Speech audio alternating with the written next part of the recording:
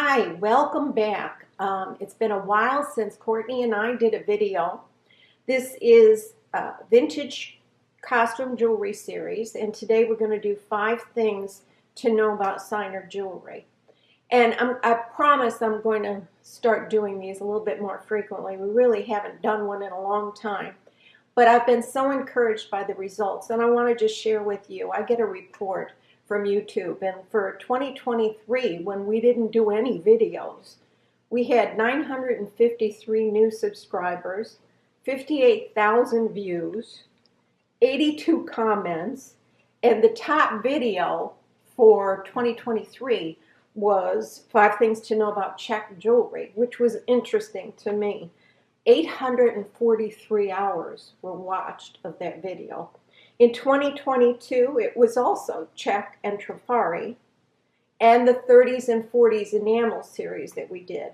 And then in 2021, it was coral. So I think that you're really going to enjoy this one. There's a lot to talk about with Ciner. It's a wonderful company that produced fantastic costume jewelry. So, the first thing to talk about with Ciner is the company history, which is extensive and spanned 127 years. It was created by Emanuel Ciner. And I want you to remember this because this is all a family genealogy here. He was born in Austria, and he opened Ciner as a fine jewelry manufacturer in Manhattan, in New York City, in 1892. He had a really small, skilled staff of people who worked on fine gold and platinum. That was his expertise. Now, in the 20s, 2 of his sons, Charles and Erwin, joined the company.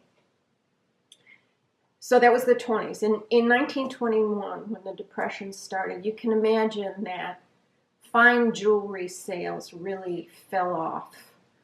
And so he was the first fine jewelry manufacturer to move over to costume jewelry, which was kind of a stroke of brilliance when you think of it, that early into it. Remember, the Depression was like 29 to 39. So he got very quickly moved in and started manufacturing very high quality costume jewelry. They were responsible for all kinds of innovations in relationship to enameling and molding and casting. They brought in specialists from dentistry to work on their casting. And I want you to understand all of this was done in Manhattan in the facility in New York City.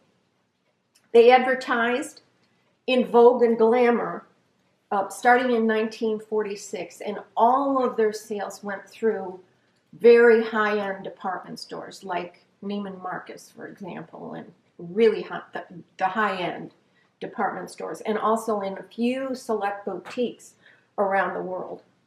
In the 50s, they introduced compacts and lipsticks, and I didn't even know that, but I was doing research on this. And of course, I immediately go on and try to find some.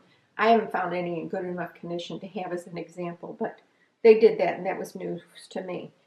In 1958, Emanuel Ciner died at the age of 92. And just to show the passion that he had for this business, he worked up until a week before he died at the age of 92. So I'm going to stop history, and we're going to take it from the next step in a later discussion.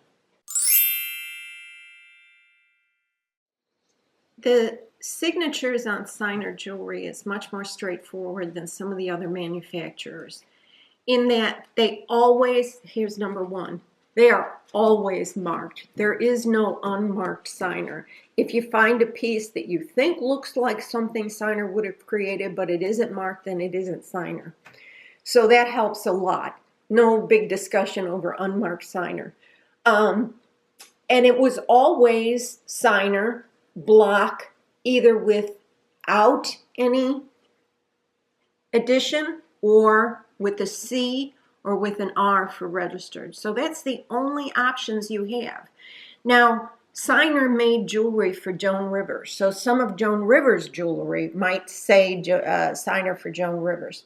And they also made for the Museum of Modern Art in New York. And I'll show you a piece of that later. And that might be marked slightly differently. But for the things that Ciner did from their own company, they're either block letter with an R, block letter alone, or block letter with a C.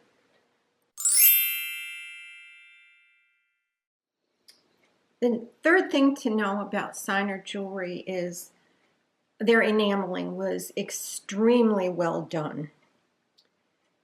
Any color was possible at Ciner because they custom mix their enamels to create unique shades, or for specific customers, they'd request a certain shade and they could do that as well. All the enameling that was done at Ciner was hand applied.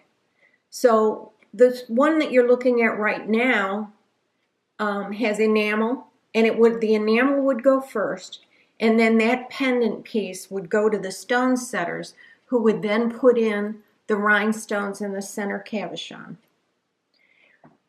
You have some traditional pieces here. I happen to love this style of necklace. I had the other one, and some of this is from my own collection, and some of this is available on Ruby Lane in my shop, which is called Chapel Hill Vintage Jewels. But this, I had the cream colored one first, and I wear it often in the summer. But this one I found later, which is the black, and I just had to hang on to that one too. Even though the pendant is the same style, it just has such an Art Deco feel to it. The other one of my favorites is this blue, and there's different color combinations of this. There's a necklace to this, there's earrings that go with it, and in fact I saw one recently on another website, and they had the whole set. But just to give you a flavor of, prices of some of Ciner, the set of that was $900. Now, that's high, but it's a complete set of their enamels, which you're not going to find very often. You can find the bracelets and the earrings to match for a lot less than that, but the three-piece always has a higher price tag associated with it.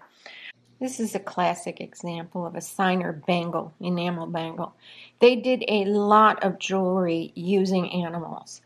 They have zebras, they have giraffes, they have jaguars, they have all kinds of different animals that can be the clasp of a beaded necklace or on a bangle such as this one, but they're all really exquisitely done. So like I told you before, the enameling would go to that specialist first, and then it would go to the stone setter to apply all the settings. But these pieces are already 70 years old, and look at the condition of them. If I didn't say so already, Ciner, all the gold is done in 18 karat plate. So this is really incredibly well done jewelry that I don't think is as respected as it should be in the collecting world. There's a lot of it out there, which is also good for you. And shop around because prices vary dramatically. The last one I want to show you, I should say there's two.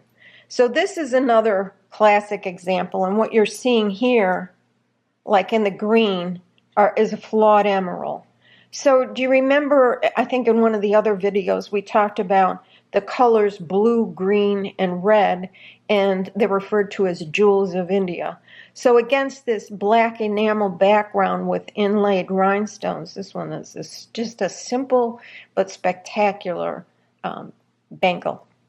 Now this one, again, the same colors, but this is an example of a piece that was done for the Museum of Modern Art. And I just want to say that it's quality, it's very well done, beautiful piece, but when the Museum of Modern Art sold them, they were a lot less expensive than some of the things that came directly from Ciner. And why that is, I'm not sure. I guess it's the price they got from Ciner. But, Museum of Modern Art in New York, Ciner in New York, it makes sense that they had a collaboration. Number 4 is we're going to talk about Torsades. And remember I said the sons of Emmanuel were Irwin, and Irwin had a lot to do with enameling, but in the second, after the 50s, in the 60s and 70s, they did a lot of torsades. So what's a torsade? First of all, a torsade's a necklace or a bracelet, and they come in both, although the bracelets are much more rare than the necklaces are from Ciner.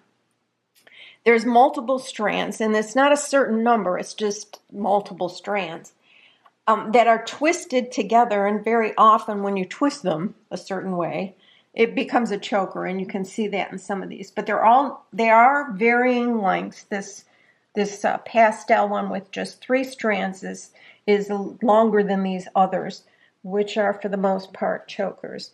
But from Ciner, all of them were done with hand knotting on silk thread.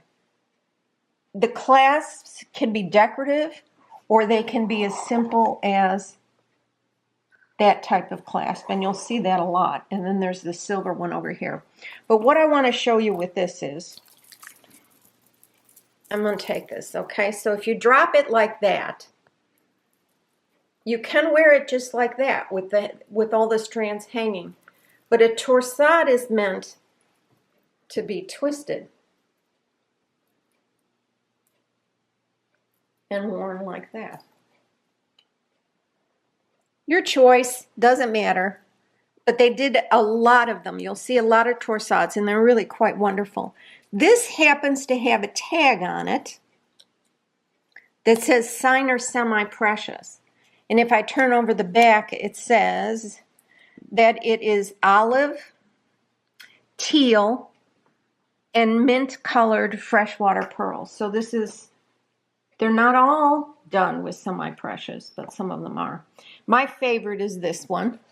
You can see also with, I think, the selection that I have here, that there's a big variation in the number of strands. This one has something like 8 strands, but those are all peach-colored freshwater pearls. So that would be a semi-precious piece too. Just love the color of it.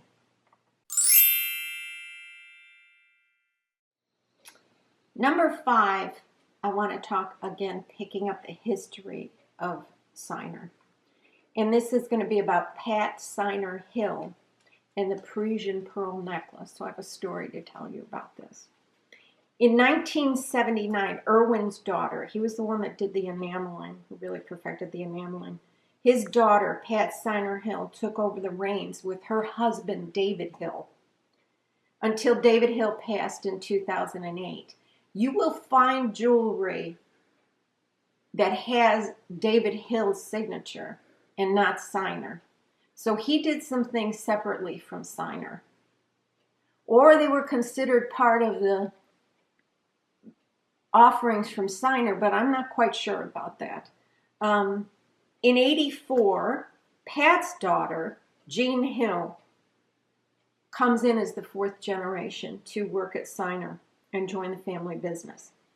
Now, another cool thing about this, I think, is that at this period of time, the whole team of specialists that produced more than 1,000 pieces a month were 15 women. And this, again, was in the exact same location as it was from the beginning. They had a showroom and a manufacturing floor in Manhattan in New York City. Okay, so bringing you up to date, in 2017, I got to meet them, which was a wonderful experience. Ciner was celebrating its 125th anniversary, and they received a reward in Paris, and then they received another one at the convention that I was at, which was the Costume Jewelry Collectors International Conference. That was 2017. I think that might have been the last one they've had. But anyway, she had a necklace created for her, especially for her 125th anniversary. And I'm going to show you, talk a little bit more about that. Okay. At the convention in 2017, Pat was there with her daughter, Jean, Her husband David had passed, remember, in 2008. And to commemorate the 125th anniversary, the company created this little bee pin, which is just an exquisite. But what was even more wonderful was that Pat signed every one of these, and the people lined up, and she passed out one of those to each person. You'll find these every once in a while on other websites, but I'll never let go of mine. It has special meaning. At the convention, this Parisian necklace that I talked about, I fell in love with. It's 2 strands of glass pearls, all hand knotted, and it has 3 brooches that are from the 1930s, and this was created for her. Like I said, she wore it on a plain black velvet dress, and I fell in love with this necklace. When I was in Czech, I went and purchased some of these glass pearls, trying to replicate this necklace. I liked it so much because it was just so unique. And it didn't turn out well. But years later, I found it in Portugal. Now, why that is, I don't know. But I want to show you. So the last convention that I went to in Rhode Island, which was with a different group, I wore it in commemorating her. So this is the necklace that I purchased. And I don't know the story of whether, I'm sure this wasn't Pat's, but there were probably very, very few of them made, like a few, like 2 or 3. And I was lucky enough to get one. Each of these brooches is marked Ciner on the back, and you can see that it matches exactly the one that she wore. So this is the front, and then if you turn it around, there's a brooch at the shoulder, it drapes, and there's a brooch at the back. So this is a necklace that never meets, but I was just so fascinated with it. I just thought it was so elegant. She was so elegant. Like I said, I tried to have it made, that didn't work, and then I was lucky enough to find one of the pieces that were made, and that one stays in my collection forever. So in last year, Pat passed away, and they immediately shut down Ciner. So Ciner does not exist anymore as of last year. So for 127 years, Ciner was family owned and operated. The only surviving fine costume jewelry company left that designed, manufactured, and produced each and every piece, all in their New York City facility. I think it's an incredible story. There is not a lot of books that cover Ciner, but one of them that does is this one, Costume Jewelry, The Golden Age of Design by Joanne Dubs Ball. And this was copyrighted in 1990. And I just want to read a paragraph from the section on Ciner. Sold in only the finest stores throughout the world, Ciner jewelry continues to be produced in their own factory, which is located in the same building as their showroom. Each step in the meticulous process of producing jewelry of this caliber is done by hand by skilled model makers, casters, polishers, stone setters, and enamelers. Every pearl and bead is hand strung and hand knotted. All stones are hand set. Each piece has an 18-karat gold-plated finish. And I think that that in itself is incredible. So you're looking at some other Ciner pieces here. This one I would say is one that more is mimicking, the real fine jewelry. Same thing with the small little pieces. All of those are just emerald rhinestones. Another whole series that they did was with this Roman coin. And there are many variations of that using that Roman coin. You'll see other manufacturers who use a similar thing, but not exactly the same as Ciner. I think that I have several pairs of earrings here, and these I really love the Art Deco style of these earrings. But I think that, you know, if you're a new collector, I think that you understand that I think this is a great manufacturer to start collecting. But maybe if you just want to start, there's a lot of Ciner earrings, and they're wonderful designs. That is a less expensive place to start off than something like this, for example. I actually purchased that in London, and I was lucky to find it. To my knowledge, there is not a book on just Ciner jewelry like there is on a lot of other manufacturers. But the good news is there is some great articles out on the web. And sometimes those articles can give you a lot of bad information, but these articles are very good. And so the last page of this is going to give you resources. It talks about this book, which is the only one that I had. Although, in all honesty, I didn't go through every one of my library books to see if it covered Ciner, but I just was pretty familiar with them and didn't recall that they did. One I wanted to follow up on was Elizabeth Taylor really loves Ciner jewelry, but I didn't get to her book. I have her book, but I haven't gotten to it to see if she covers it anywhere. But there's a couple of things that are really key to this, and that I think you should take, if you have any interest in this at all, you should take the time. There is a website, Ciner NY. So it's done by Ciner, and it covers two topics: heritage, so in other words, the history, which you are familiar with now, and then the techniques that they used. So going through that was really worthwhile for me, and that's where a lot of the details came from in this presentation. There's a New York Times article in some length from 2022, a costume jewelry brand that honors its fine jewelry start. And then there's Costume Jewelry Collectors International on their website covers the 2017 convention and the presentation of the award to Pat Ciner. So there's good resources here, and I think there's a lot more available, but I hope you enjoyed this. I know I'm a little crazed about Ciner. I just think the jewelry is about some of the best I've seen, and I think that it's a great thing to collect. Many of these pieces of Ciner jewelry are on Ruby Lane in my shop, Chapel Hill Vintage Jewels. The pieces that I'm showing you here are in the shop and available to purchase. Some of the jewelry that I've showed you is part of my own collection, which is ever expanding. So enjoy, and thanks for watching.